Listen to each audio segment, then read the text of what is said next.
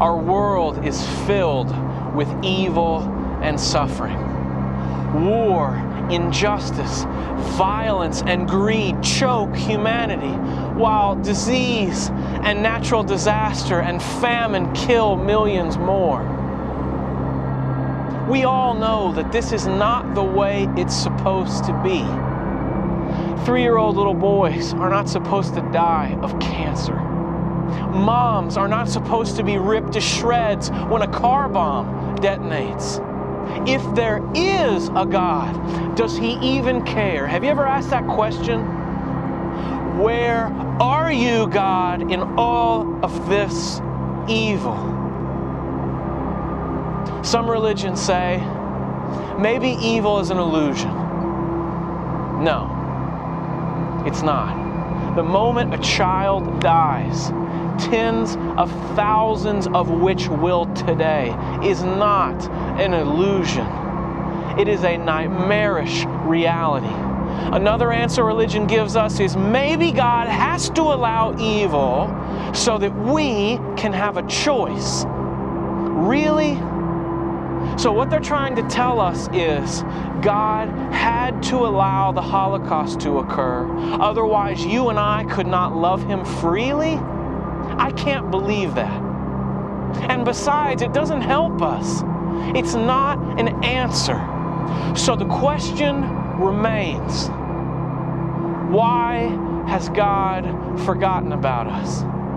Has He really forsaken us?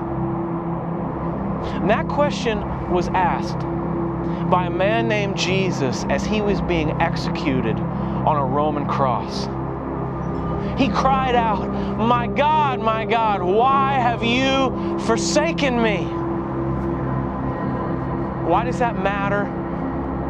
Because this Jesus said He was not just a man. He claimed to be God, yet suffering in agony on a cross. He cried out as evil itself closed in, and God the Son, the eternally sinless one, bore all of the sins of all of human history and the Father's wrath against them. Aristotle said humans could never be friends with a God because friends have things in common. Friends can look at each other and say, "You too, huh?" In Jesus, God entered into our human condition.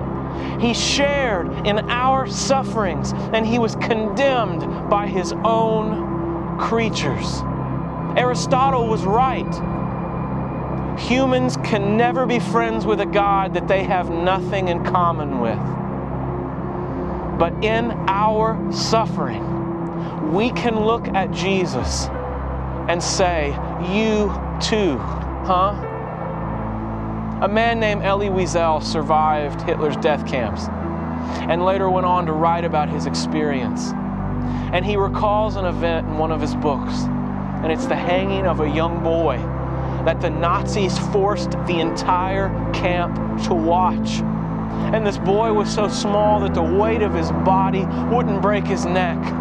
And so he hung there, suffering for hours. And he said, "I heard a man behind me cry out, 'Where is God?' And as they stood there and they watched that boy suffer, he said, 'I heard him again, 'Where is God now?' And he said, 'I heard a voice rise within me to answer him. And it said this, He is here with us on these gallows.'" See, Christian hope is not about some God in the sky speaking words of comfort to us while we suffer. No, our hope is in the Word who became flesh and lived and suffered among us. And that's the difference between Jesus and everything else. He understands your suffering. He understands your pain. He understands injustice and oppression and abuse and betrayal and tragedy.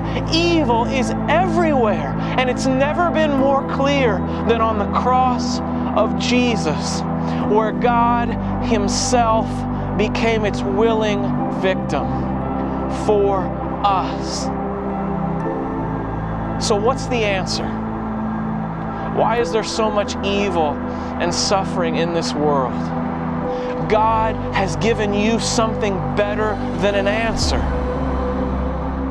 He has given you Himself. And the sovereign and resurrected Jesus told us that evil does not get the final word. He does.